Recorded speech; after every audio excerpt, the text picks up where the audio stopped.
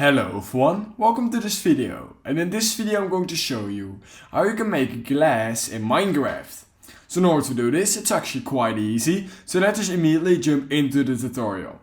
So in order to make glass in Minecraft, all you need is a furnace, you need sand, and you need some burning material. This can be coal, or this can also be wood, or anything else. That's just basic Minecraft stuff. Now in order to actually get glass, all you need to do is place your furnace down. And then once you've gathered some sand, what we're going to do is we're going to open this furnace, just like this. And then we're going to put that sand here at the top, just like this. And we're going to put that burning fuel here at the bottom, just like this.